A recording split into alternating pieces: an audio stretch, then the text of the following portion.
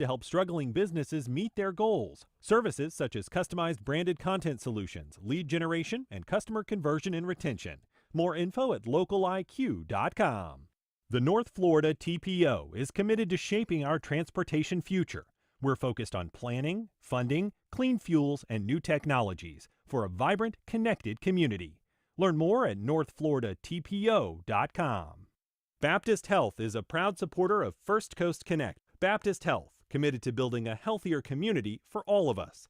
More info at 202-4YOU or baptistjacks.com. This is WJCT News 89.9 Jacksonville. Up next, national and local news from NPR and the WJCT News team.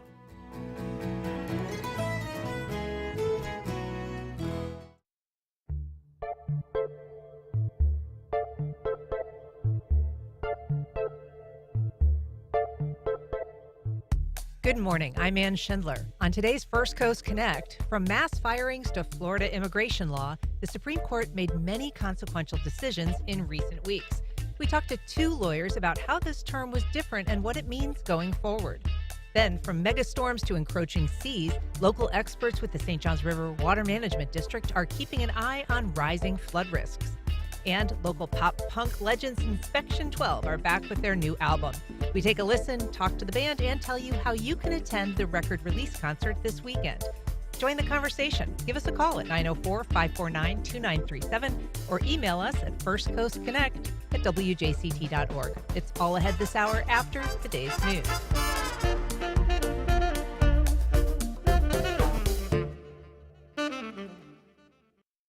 Live from NPR News in Washington, I'm Kristen Wright. The Senate is expected to begin debate this morning on a bill to take back billions of dollars of previously allocated federal funding. This includes over $1 billion for the Corporation for Public Broadcasting, which provides money to NPR and PBS. Nearly $8 billion earmarked for foreign aid programs is also on the line. NPR's Scott Newman has more. Well, the clock is ticking. The Senate debate is expected to begin this morning, followed by a vote. If it passes, the Corporation for Public Broadcasting will lose the funding that Congress appropriated for it for fiscal years 2026 and 2027. If the bill fails, the government is required to release the funds. Congress faces a midnight Friday deadline. The U.S. government says a deportation flight carrying 5 migrants has landed in the small southern African nation of Eswatini. Michael Koloki has more. The Department of Homeland Security, in a post on X, says the 5 men are from Vietnam, Jamaica, Laos, Cuba, and Yemen. It indicates the men have criminal convictions, ranging from child rape to murder. A ruling by the U.S. Supreme Court last month granted the Trump administration's request to lift a judicial order, requiring that those deported to countries where they are not from and have no connections get a, quote, meaningful opportunity to show they could face harm. Soon after, 8 migrants who had been held in U.S. custody in Djibouti were deported to South Sudan. Some rights groups have challenged the Trump administration's deportations, arguing migrants are not given a chance to plead their cases. For NPR News, I'm Michael Kaloki in Nairobi. Emergency officials in central Texas say it could take years for the region to recover from catastrophic flooding that's killed at least 130 people and destroyed hundreds of homes. NPR's Kat Lonsdorf visited a town in Kerr County where people are still rebuilding from a major flood that happened over a decade ago. On Memorial Day weekend 2015, the Blanco River in Wimberley, Texas, suddenly rose more than 40 feet overnight, wiping out nearly everything in its path. Resident Natalie Meeks said it's been hard to watch the news out of Kerr County, since it all feels eerily similar. She says she and her husband were cleaning up for years. It took us almost a year just to have the debris and trash cleaned up to where it didn't look like a war zone. 10 years later, they're still rebuilding. But she says it's more than just the physical damage. It's emotional for a long time. It's just a long process. She calls it a recovery marathon and not a sprint. Kat Lonsdorf, NPR News, Wimberley, Texas. The National Weather Service says the Gulf Coast may see serious flooding in the coming days as a tropical disturbance moves over the south. It's already dumping rain on Florida, and the Louisiana coast is under a flood watch, forecasters say, through the weekend. You are listening to NPR News from Washington. You're listening to WJCT News 89.9 in Jacksonville. Good morning. I'm Stephen Ponson. It's 9:04. A person from St. Johns County is among 4 Floridians who have died this year from a rare so-called flesh-eating bacterium known as Vibrio vulnificus. The bacteria, found in warm, salty water and raw or undercooked seafood, can cause severe illness and death if not treated early. The Florida Department of Health says 11 infections have been reported so far this year statewide. The other deaths happened in Hillsborough, Bay, and Broward counties. Health officials did not specify the sources of the new cases. Most infections happen between May and October when water temperatures are higher. Symptoms include fever, vomiting, and skin rashes and can progress rapidly if untreated. The health department reported 82 cases and 19 deaths from the bacterium last year. The Miccosukee tribe of Florida is seeking to join a federal lawsuit aimed at halting the new immigration detention facility in the Everglades, which tribal members consider their sacred ancestral homelands. Miccosukee leaders had already condemned the facility, but Monday's filing of a motion to intervene in the case, initially brought by environmental groups, signals a new level of opposition by the tribe, which is also a major political donor in the state. State officials rapidly built the facility, which they dubbed Alligator Alcatraz, on an isolated countywide airstrip inside the Big Cypress National Preserve, about 45 miles west of downtown Miami. Scattered showers expected for areas closer to the coast today. Highs make it into the low 90s inland, upper 80s to lower 90s at the beaches. Support for NPR comes from NPR stations. Other contributors include the Joyce Foundation, committed to advancing racial equity and economic mobility for the next generation in the Great Lakes region. Learn more at joycefdn.org. This is NPR.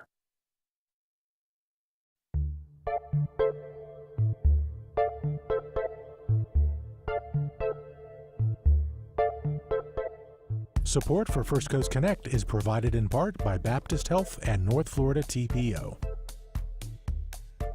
Good morning. I'm Ann Schindler, and this is First Coast Connect.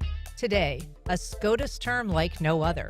From the ballooning shadow docket to the vast expansion of presidential powers, we ask experts in constitutional and First Amendment law to help interpret the consequential Supreme Court term. Then, what floods from San Marco to Texas are teaching local researchers about risk. And the guys from Inspection 12 swing by ahead of their weekend album release show. But first, a flurry of court decisions in just a few days has many issued without argument or explanation. Here to help us make sense of it all, I'm joined by Dr. Courtney Barclay, Associate Dean of Academic and Faculty Affairs at Jacksonville University. Good morning. Good morning.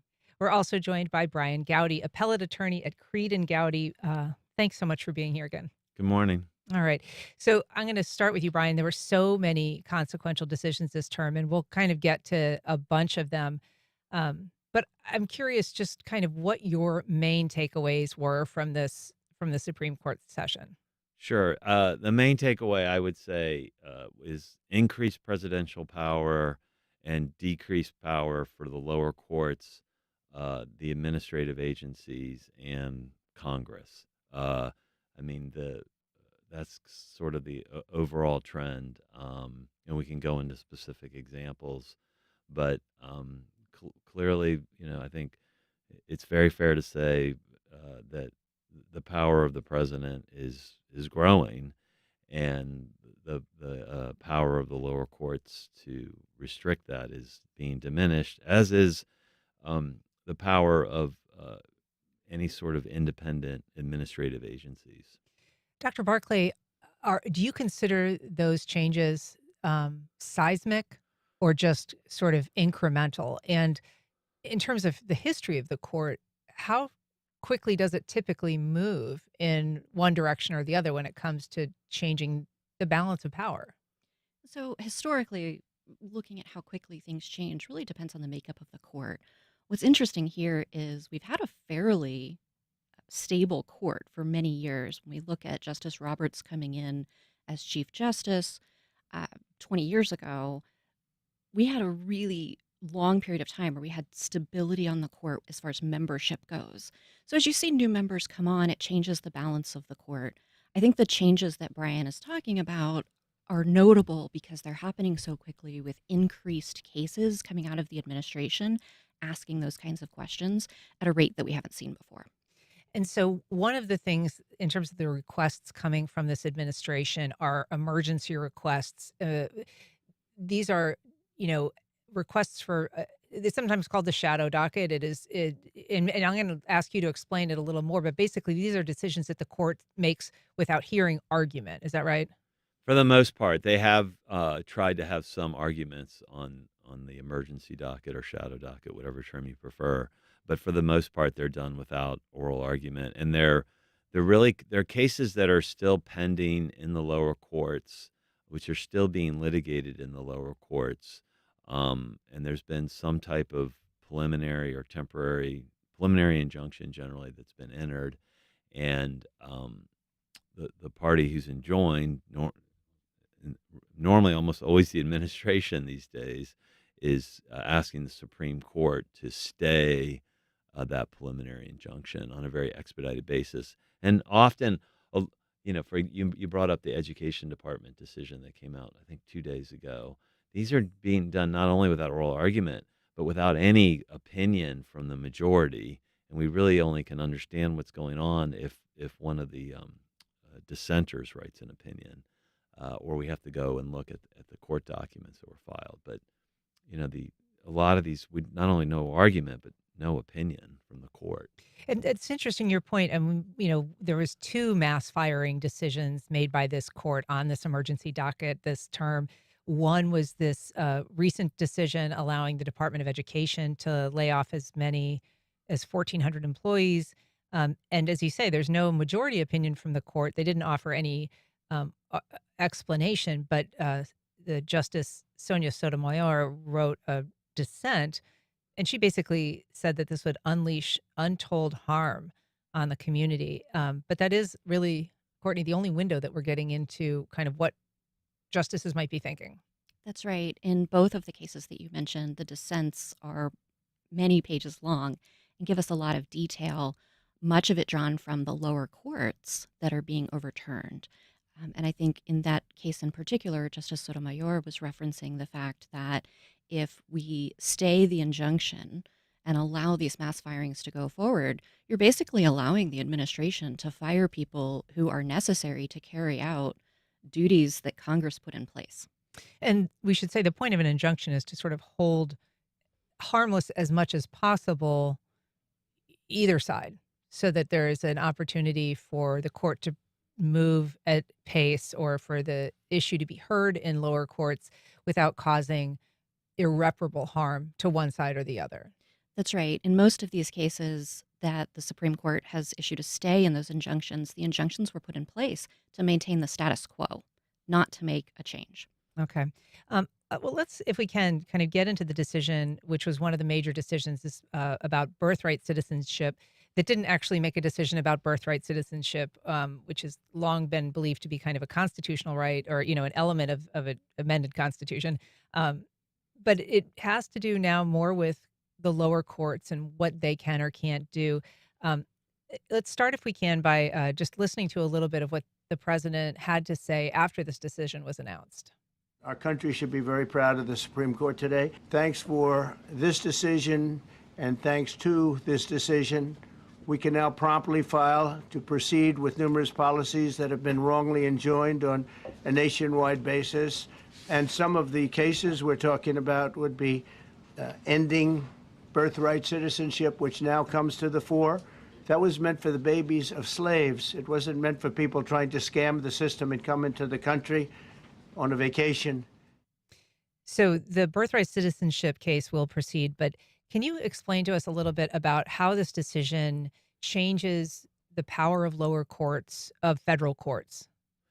Yeah, so the term of art is called a universal injunction, and essentially you'll have a party come to the court and say that, and this isn't just the Trump administration, this is going back several administrations.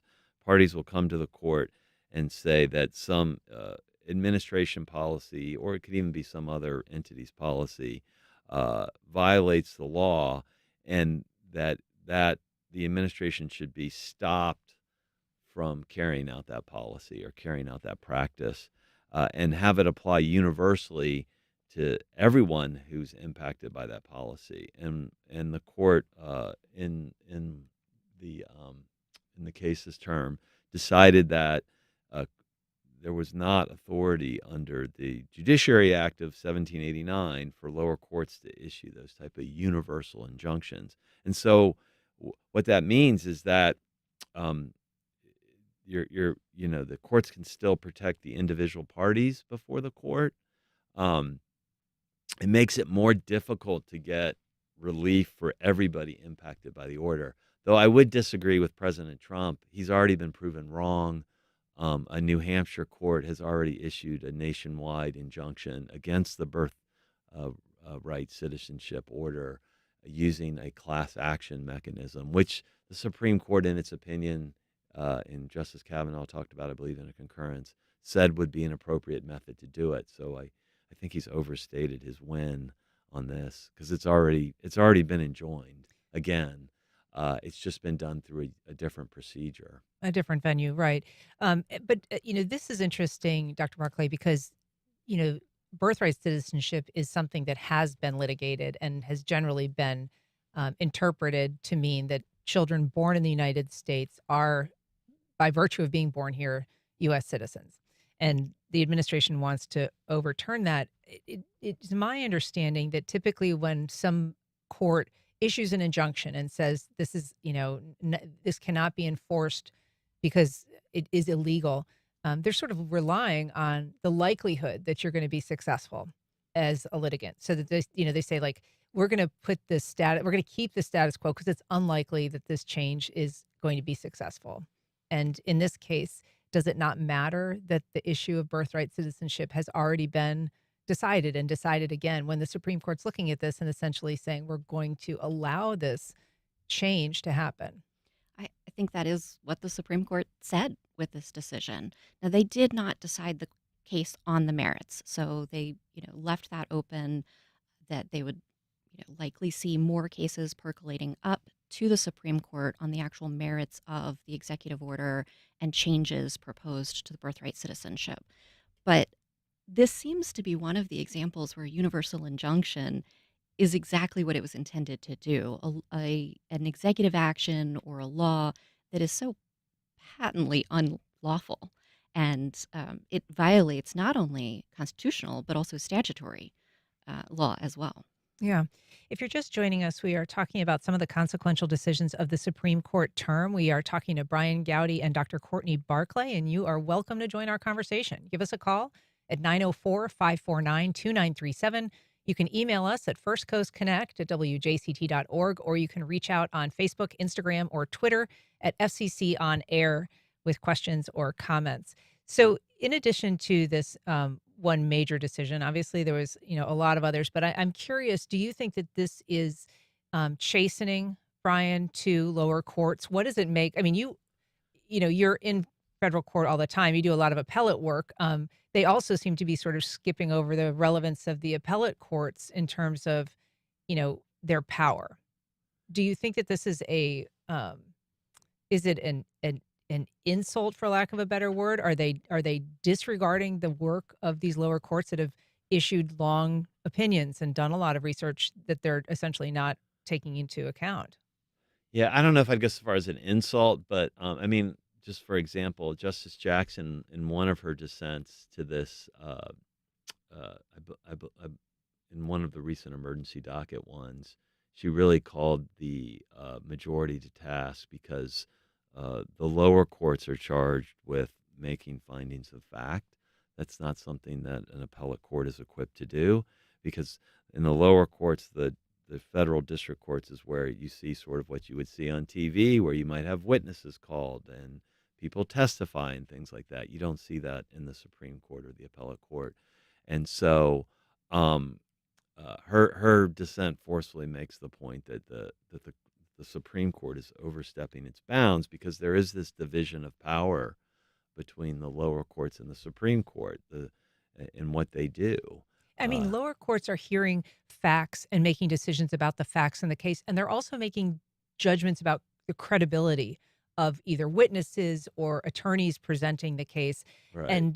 And that too is something that the Supreme Court is in these decisions Yeah. not taking into account.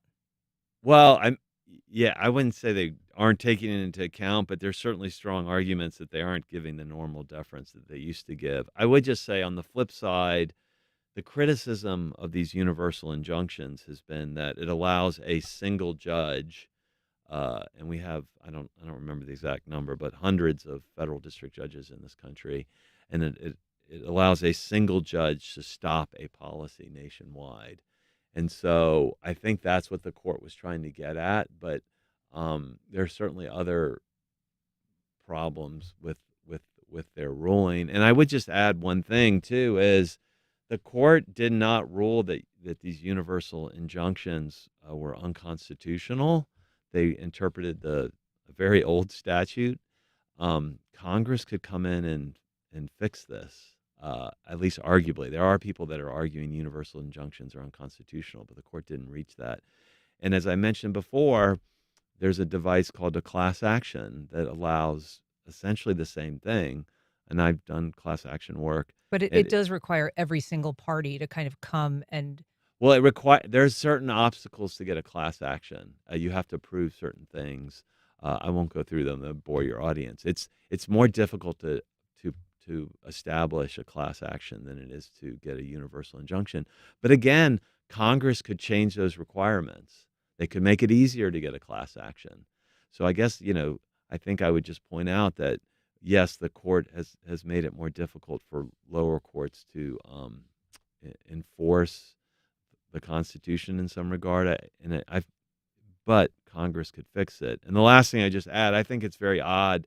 The universal injunctions, there's been a lot of complaints by presidential administrations of both parties about universal injunctions because they also, they get applied to the Biden administration. And right. So I just found it odd that they decided this particular case to deal with it, the birthright citizenship case, because and Justice Sotomayor made it, a very forceful dissent. She did address the merits, unlike the majority. And there's no court that's agreed with the administration that President Trump's executive order is constitutional. It's a very strained reading, I think, of the 14th Amendment that is novel in some circles, but hasn't been accepted by the courts. And so, this was not the case, in my view, that you wanted to trim back universal injunctions, but it is the case the court took up to do that. We have a call from Denise in Mayport. Good morning, Denise. Go ahead.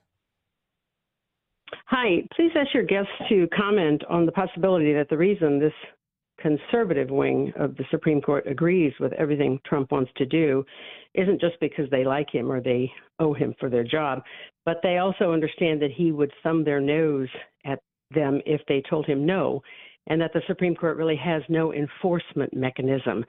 So I think they're more afraid that Trump will pull back the curtain and expose them for the Wizard of Oz that they are if they tell him no. How much do you think that factors into some of their willingness to give him so much power? Thanks. That's a very good question. Of course, it's a branch of government that doesn't have any law enforcement arm or any, military might behind them. Yeah, I mean, your listener's absolutely correct. As you said, the Supreme Court relies on the other branches, particularly the executive, to enforce their decisions.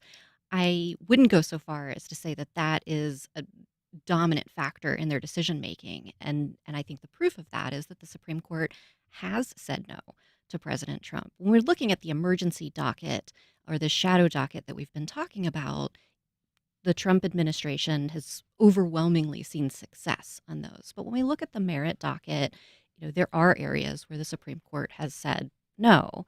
And I think even in the emergency docket decisions, the Trump v. Casa, for example, that we've been talking about with birthright citizenship, I think Justice Barrett's opinion sort of lays some doubt as to whether the Supreme Court would find for the administration when they review that on the merits. I mean, doesn't that speak to sort of, though, the need to hear these cases and to make a decision based on the merits as opposed to an emergency docket type order? Absolutely. And I think that's one of the changes that we've seen is emergency docket is not a new phenomenon. It's been in existence since almost the birth of the Supreme Court. But what we have seen is an increased use of this for complex issues and administrative actions. We also have a call from Kendra in Mandarin. Good morning, Kendra. Go ahead. Good morning, Anne. Thank you for taking my call. Sure.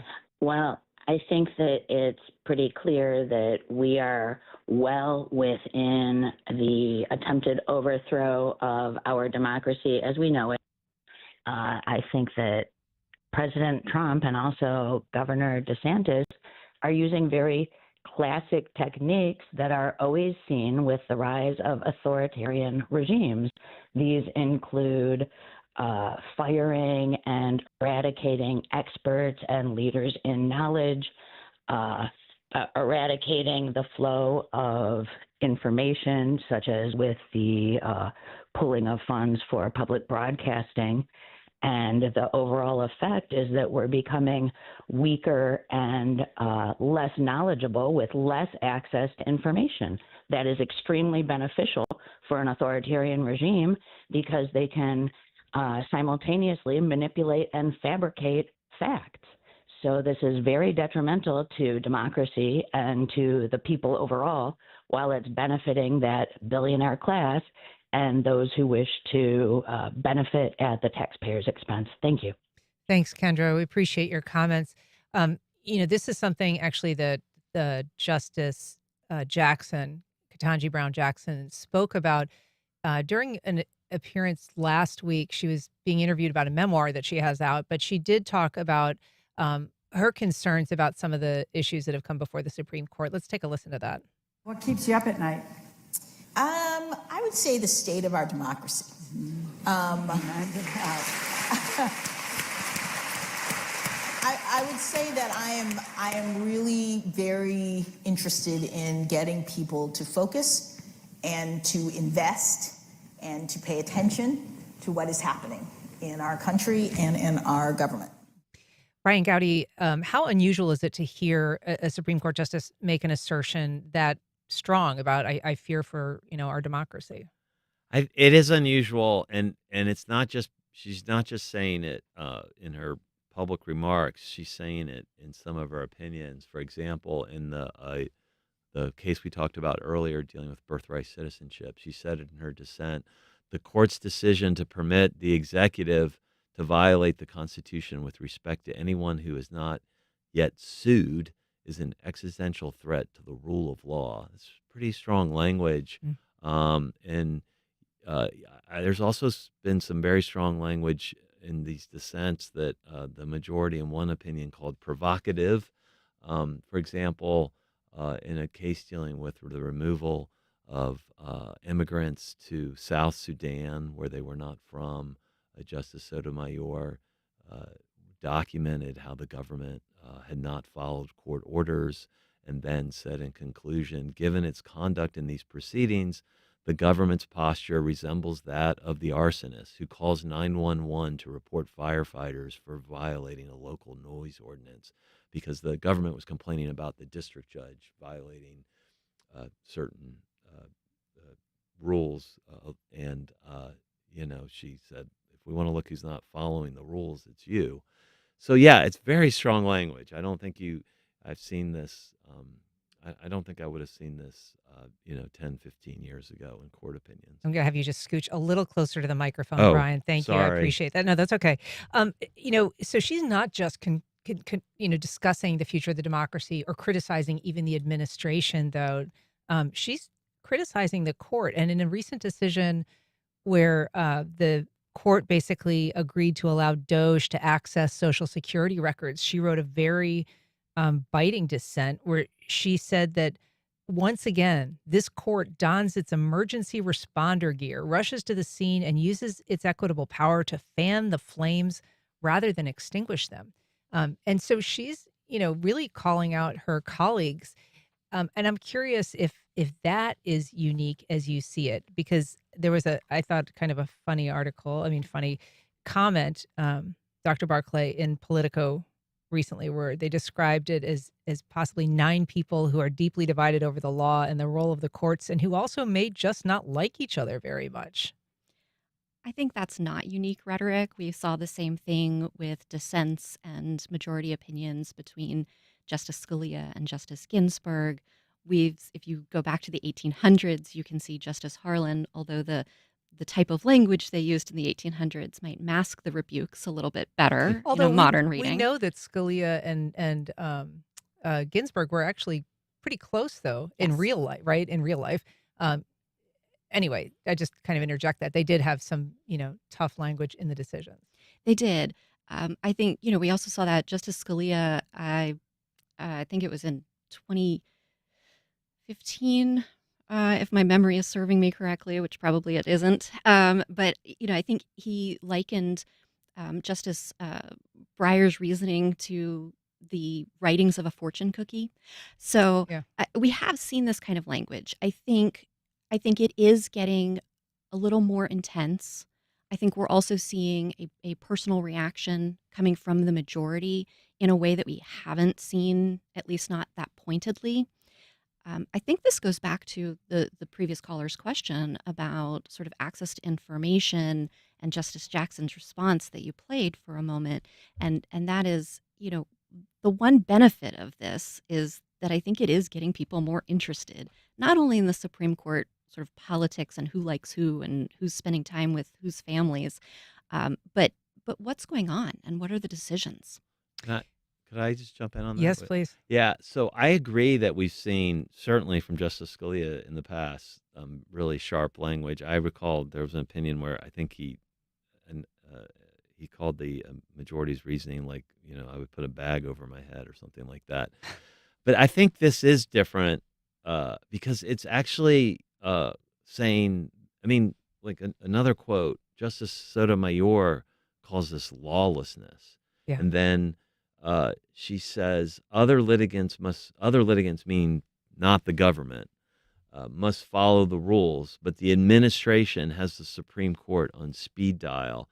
There's a lot of accusations in these dissents, and I will say they're not really coming from Justice Kagan so much. They're coming from Justice Sotomayor and Justice Jackson, basically saying that we're in a lawless state. I think even Justice Scalia, I don't think ever used language like that. I don't recall. So I think it, and the second thing I would just say is I don't think it's personal. I don't agree with that. I don't think there's some personal animosity among the members of the court. I do think they actually do get along. I think they sharply disagree on things. I do think they sharply disagree civilly, even though they use sometimes difficult language. I'm getting more to the substance here, where you have justices calling out the government as acting lawlessly. That is, to me, new. Yeah. This term seems to be kind of unending. Most people understand the term to start the first Monday in October, usually sometime around, end of June, July, they begin a recess. And that is maybe going to be different because of this emergency docket and the use of it. Are we going to just see a kind of a year-round Supreme Court set of decisions? That certainly seems to be the case. And you're right. Normally, a lot of the sort of fanfare around Supreme Court decisions wraps up end of June. This year, we're continuing to see these issues get to the front pages, the top of our news feeds, because of that emergency docket. Again, it's not a new concept. The emergency docket has always run year-round, but what we are seeing is those complex cases that normally would wait for a merits review during the normal term. I'm curious what you think the Chief Justice, feels about the way this court is handling itself and also responding to the administration and these many requests for emergency decisions. The reputation of the court is probably at a nadir. It is, one point viewed favorably by a majority of Americans, and now fewer than half have a favorable opinion of the Supreme Court. Is there reputational damage happening here? The Chief Justice, I think, historically has been the most, we call an institutionalist on the court, concerned about the court's reputation as an institution. At this and at the same time, it seems like, at least this past term, he's not concerned about taking things on the emergency docket. I mean, it's amazing how many things are deciding on the emergency docket. Mm-hmm. So I can't read what the Chief Justice is thinking this moment, but we can see on the emergency docket a lot of big issues being decided, as you said, without oral argument and often without an opinion. I mean, the Department of Education issue that was decided 2 days ago seems pretty significant to me. And And to the dissent that we got from well, right, but Sotomayor. there's no majority opinion. I mean, it's just a very brief blurb staying the lower court's order. And in fairness, these cases do go back to the lower courts and will continue to be litigated. But I guess but the reality is that any order from the Supreme Court, even without any reasoning, has quite an impact on the lower courts. it does. And I mean, the point of these injunctions is that the damage will be done. I mean, if they lay off as planned, 13 or 1,400 employees from the Department of Education, that is not an education department that can be restored, maybe, forever, possibly for a period of years, if in fact they happen. We do have a question I want to get to, though, before we wrap up. Andrew emailed, federal funding decisions, the power of the purse is constitutionally vested in Congress, not the executive. What then is the constitutional basis for the Supreme Court to allow the executive to unilaterally withdraw funding already apportioned congressionally for the Department of Education and USAID? Was there any legitimate basis, or are the justices just conservative ideologues? Dr. Barclay, your thoughts? You want to go ahead? I'll let you do either of you.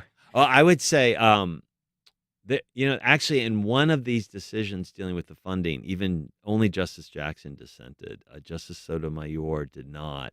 That was in the DOJ, basically allowing DOJ to fire across 19 federal agencies. That was Right. an 8-1 decision. And I think, you can be frustrated at the court, but you also ought to be frustrated at Congress, because Congress over the years has delegated more and more power to the executive branch, and there are parameters in which the executive branch can manage the branch and reorganize and terminate employees and things like that. And so the reason Justice Sotomayor concurred in that case was because the executive order said it was going to be done in accordance with law, and the specific plans weren't before the court. So it's not that the executive has no power over reorganizing its branch. It's the question of how much power.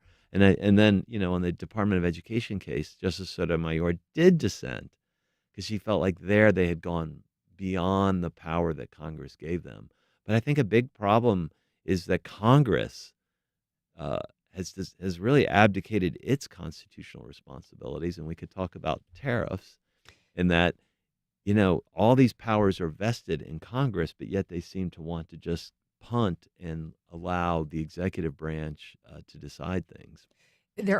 Go ahead. I do think also the practical effect of these stays that you mentioned earlier, though, Bryan, is really the pain point here, right? Because it's important to remember that as the Supreme Court's deciding these applications for stay of injunction, they're not deciding the merits of the case. They're not saying that those actions are lawful. They're just staying an injunction, which, practically speaking, allows the administration to go forward with these plans sort of regardless of the lawfulness. Right. And as you say, that'll impact things from people being deported to third countries. It'll impact tariffs. It's already impacting, healthcare for LGBTQ people. A lot of issues that we weren't able to get to today. There's so much to talk about, but we really appreciate you guys helping to tackle some of the issues from the Supreme Court term. Bryan Gowdy, Dr. Courtney Barclay, thank you so much for being here. Appreciate it. Thank you. All right. Up next, from megastorms to encroaching seas, local experts are keeping an eye on rising flood risks.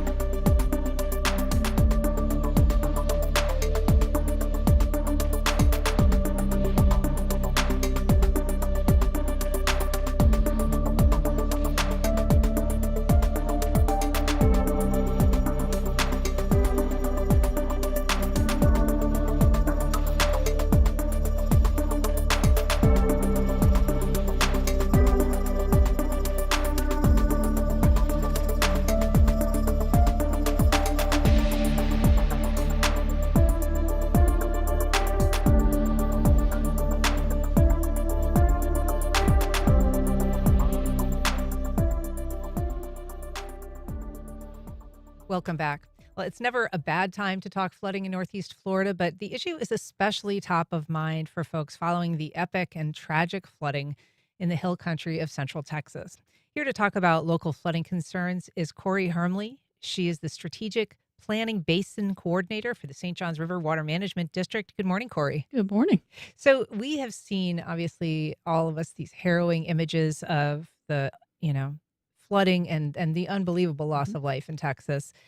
How likely is a scenario like that here in Northeast Florida? Obviously, we've got a very different topography. Yes, that's a big part of it. So in Florida, that wall of water that we've all kind of been seeing on the news media going through Texas, the only time you're really going to see that in Florida, because it is so flat, is typically with a hurricane storm surge. So most times when we see flooding events, it's going to be like the floodwaters, your streets are flooding, it's starting to rise up into your yard and everything, and we have time. It's not that wall of water that's wiping everything out in front of it. And so that is good news in some ways. Typically, when we are in a hurricane path, we do have, 5 days, maybe more to prepare, unlike, what they saw in Texas. And yet we are increasingly seeing flooding from, ask the folks in San Marco, right? Just last week, we were having terrible thunderstorms every afternoon, flooding every day for the people that live there. And so what about when it comes to those unnamed and really not necessarily tracked storms that just come upon us? Is that kind of flash flooding possible then as well? Really, it's about that rainfall amount that's coming down and how quick of a time is it coming down. So a lot of times when we have some of these storm events that come that are hurricane based, or even say like just a nor'easter, what will happen is that the St. Johns River is typically a very slow flowing, almost lazy river. And so when you have these storms that come up on the coast, it kind of almost blocks the St. Johns River from draining out into the ocean. And when you get that, either from storm surge or wind pushing the water upstream, it actually can kind of overwhelm the flow of the river and push the water upstream. That doesn't allow the water to drain out. And most of our engineered stormwater systems and most of our streams and our creeks, they're draining to the St. Johns River. They're reliant upon draining into it and draining out in the ocean. So if it becomes that wall that doesn't allow drainage to happen, that's going to back up, and that's when you're going to start seeing flooding in neighborhoods and in communities. And so that's something I guess that we're getting to know more of, compound flooding, which is when we've got rain coming down, we have perhaps winds or waves, as you say, holding the river in. And then you kind of have this inland mess where it's just overspilling the banks of the rivers and the tributaries. And so in some ways, it really depends on when is that rain falling. Is it happening at a tidal point that, everything is higher than usual? Is it happening when there's a wind event? Yes, exactly. So if the St. Johns River itself, because it's slow flowing, you can actually get a tidal effect like well over 100 miles upstream. So Wow. well beyond Putnam County, we'll see tidal effects. And that tells us that when we get those winds or we get something that interrupts that flow, those waters are going to rise up. It's going to overwhelm those systems. And that's why we try and work with our local governments and communities to come up with cost-effective solutions to address that flooding, whether it's helping them to enhance their stormwater systems to give it the capacity to pull the water out of those neighborhoods so those neighborhoods aren't flooding. But also it goes hand in hand with having natural areas to help kind of store that water as a sponge, because 1 acre of wetlands and floodplain can hold well over 1 million gallons of water. Wow. So rather than being like this traffic jam that happens because the river's not flowing, the water's building up, it's backing up, we're trying to see, one, can we get the water out of neighborhoods so that it's not flooding neighborhoods? But two, can we put that water kind of as a place to store it for a little bit to then allow it to slowly flow out and not overwhelm the system all at once? And so you say we, and we should probably just say, like, okay, who is the water management? The St. Johns River Water Management District is one of 5 districts in the state. Not everybody knows who you are or what it is that you do. So the St. Johns River Water Management District, we cover 18 counties in central and northeast Florida. And for the St. Johns River Water Management District, our focus is water, whether it's flood protection or looking at water supply or looking at water quality or helping to enhance and restore natural systems. Our main focus is water. Are you the person that people call when their stormwater pond is not working as it should? So the district, we do have a permitting program. We do permit stormwater systems, and the focus of that is on a regional focus to make sure that new developments don't overwhelm and end up pushing You get a new development and it pushes flooding into an older residential area. Sure. We want to make sure that new development can actually handle the stormwater and not cause added impacts to areas around it. But for the district, our focus is just trying to see how can we help our local governments, our local communities manage those floodwaters and reduce those impacts and increase and build resiliency in our communities. So if a stormwater pond is being built, you're kind of at the permitting edge of it or requiring it. But if somebody's got a complaint about it, you're probably not the best place to take it. That would be either it would be the local government or their developer or the HOA that is helping to manage those systems. Most communities in this part of the state will have a homeowners association that will help oversee those stormwater systems. Okay. So in terms of, flooding risks, there are, as we say, there's things like compound flooding. There's things like, river backing up and major storms. Are we also, though, not just seeing kind of the accretion of water, the sea level rise that is happening? And how is the Water Management District preparing for that? So we're working again with our local communities and our local governments and other agencies to see can we find cost-effective projects to kind of either help enhance and restore natural systems, because again, there are these sponges that can help hold this water, or can we find ways to make stormwater systems more effective and to help kind of get that water out of communities where it needs to be? Because those are two big factors. Can we get the water out and can we find some place to store it? And finding that place is not cheap necessarily because land is expensive. And if you're trying to find this giant repository to be a floodplain to absorb this water, someone has to pay for that. Exactly. But that is, so the district, we do have quite a few conservation lands. We do have a recent acquisition with the Pablo Creek Conservation Area to the east of us. That is going to be restored and enhanced. And a big part of that, because it's by Pablo Creek, you'll be able to take all that water for that part of Jacksonville and be able to hold it and help store it and let it slowly disperse out into the system. And so you're focused on this whole St. Johns River Basin, basically this multi-county area. Is there something individuals can do to just in their own neighborhood, in their own home, kind of make their land more absorbent or resilient? So probably the first step I would tell everybody is to, one, know your zone. Are you in a flood zone? Is this an area that you need to be aware of? And the Florida Division of Emergency Management actually has a Know Your Zone, so you can type in your address and see if you're in a flood zone or not. You can also check with your local emergency management for your county or city to see they also have that information. But for homeowners, really the biggest focus is when you are maintaining your lawn, try and make sure like your lawn clippings or your grass clippings are not impeding stormwater systems. Don't put them in the drain, right? Exactly. And a lot of people do, surprisingly. Exactly. And it'll end up clogging the drain, which then when we have a storm event, it just becomes another kind of plug that causes those floodwaters to start to build in your neighborhood. And so if somebody has a neighbor that's doing that, what do you suggest that they do to address it? They can reach out to their local government or their code enforcement to let them be aware. They can also inform them if there's a rainfall event and they do see a storm drain does not appear to be flowing well, they can inform them that that storm drain is probably impeded or clogged.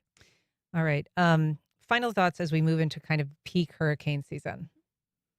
Final thoughts is, one, know if you're in a flood zone or not. If you are in a flood zone, you may want to consider flood insurance. That's an individual decision for everybody.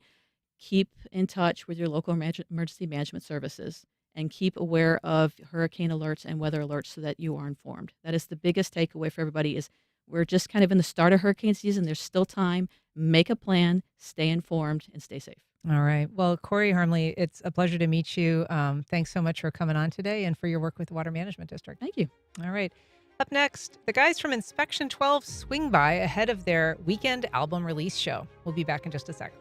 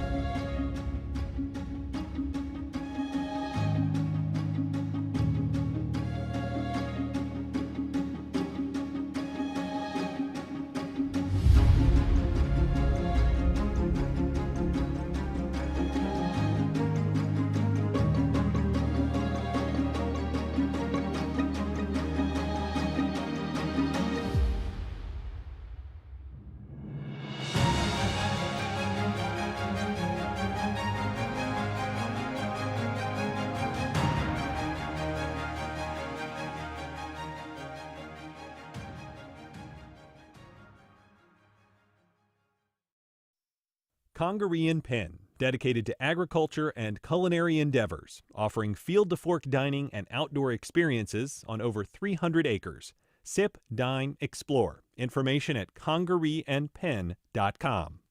Don't Miss a Beat presents The Lion King Jr., the conclusion of their 6-week Broadway Experience summer program. Performances will be held at the Ritz Theater July 24th and 26th. Information at don'tmissabeat.org. On the next Fresh Air, ProPublica investigative reporter Abram Lustgarten joins us to talk about the catastrophic flood that tore through central Texas. In the aftermath, FEMA failed to respond to most calls for help, and local warnings arrived too late. Lustgarten explains how this disaster reveals the cracks in our climate readiness and emergency response. Join us. Today at noon on WJCT News 89.9. For many women who menstruate, period blood is an inconvenience you just deal with and move on. But it turns out that blood may unlock health secrets way beyond the female reproductive system. This idea that you can diagnose an illness or a disorder using menstrual blood is really cool and probably should have happened a really long time ago. That's on the next On Point. Today at 11, here on WJCT News 89.9.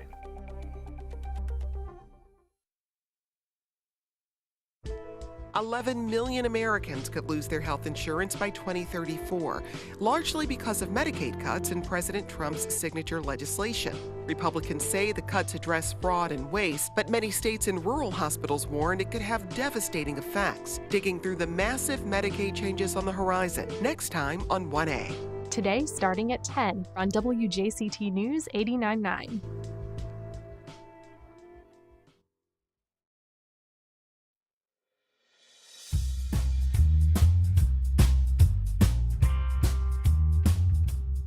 Welcome back. Well, it's been more than 3 decades, but Jacksonville post-punk sweethearts Inspection 12 are celebrating their latest release this weekend. It's titled Are We There Yet?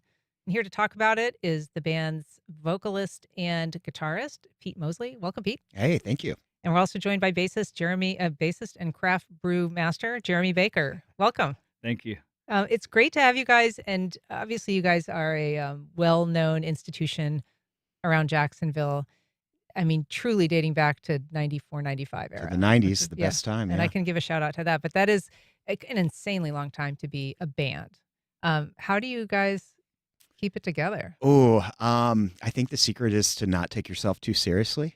We just pop up like once a year and do a show, and that's about it. We're a bunch of guys in our 40s, still playing rock and roll, and that's cool enough to keep doing it itself. How has the band, Jeremy, changed for you? The experience of it, the sound of the music that you guys make?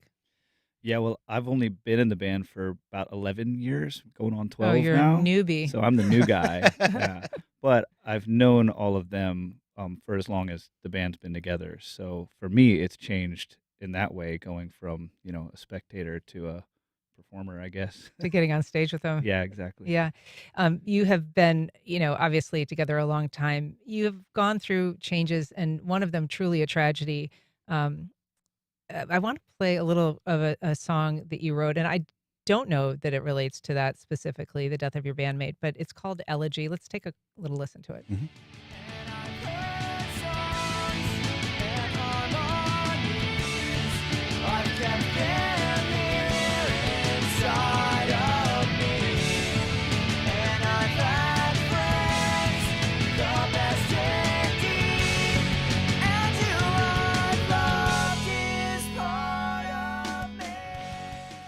So in 2001, your drummer, Scott Shad, died in a car accident, and due to a diabetic coma that he fell into. It was a really difficult time for you guys and for a lot of fans as well. Mm-hmm. But tell us a little bit about that song. So that song was actually originally written about a friend of ours named Gary Smalley, who is kind of my guitar mentor. He dates back to being a guitar tech for Leonard Skinner way back in the day. And it's a close friend of ours, Ashley Smalley. It was her dad. He'd passed away of cancer right around the time that we were graduating high school. And that's who the song was kind of originally written about. That song ended up on a record that we were releasing and in the summer of 2001. And Scott Shad passed away just before that record came out, and it Mm. kind of became more of a tribute song for him. When we play it, that's definitely who I think about when we're playing it. Is that something that remains like a hole for you guys in the band? Absolutely. I wouldn't really. I don't know if I'd call it a hole. It's definitely a spot for us that we reference to. It's a lot of who we are. Even though he's not with us, he's still very much a member of us. Right. So this new album is Are We There Yet? And I don't know if that is a statement about kind of where you are in life, where you are as a band. I think you said that part of it is referencing just a daily commute. So if we can, let's just take a little listen to the title track of Are We There Yet? And we can talk about it. Better through the day. I'm feeling kind of strange and it's feeling like a rage. I'm looking straight ahead, expressionless and kind of dead. I can see the seas are changing. I'm not trying to persuade them, but I'm cautious of what they will bring. I'll wade into those waves with you, and I promise you. I throw it open. So that song's kind of about the anxieties of life. That's the title track from the record, Are We There Yet? The title originally was kind of like a tongue-in-cheek poke at the band. Like I said, we don't take ourselves too seriously.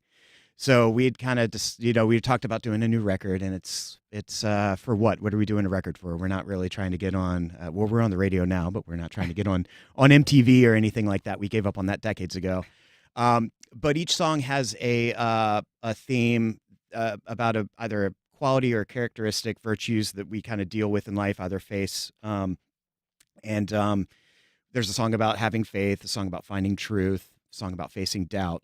And so at first the record, started out as just poking fun at ourselves, but as it kind of formulated, it's got this theme that carries through that is about kind of finding yourself in life wherever you are in life. And as cliche and childish as that term is, are we there yet? I think kind of you never want to get there. You want to keep on going, So it's kind of it's more about the journey than the destination. Sure. And so you are there even as you're getting there. And Jeremy, what are you looking forward to this weekend? The concert at Albatross on Saturday. Albatross is what a lot of people will know as Underbelly. That's correct. They recently changed ownership and are trying to change the name, or they have changed the name, just trying to get that out there. All right. And it's an early show, and it's all ages. All ages, doors at 5, and the Julius Airwave will be playing with you. So yes, kind of a reunion there, too. Old friends, that's all right. right. That's Saturday, the 19th. This weekend. Congrats, Pete Mosley, Jeremy Baker. Thank you so much, and congrats on the new album. Oh, thank you so much. Yep, thank you. All right. Thanks for listening. That's our program. The executive producer of First Coast Connect is David Luckin. Our show's produced by Stacey Bennett and directed by Brady Coram. Our theme music is by Club de Belugas, and our interns are Jessica Lee, Lo Oliveri, and Camille Crawford. Join us tomorrow when we break down the mayor's budget with government expert Chris Hand. I'm Ann Schindler. You've been listening to First Coast Connect on WJCT News 89.9.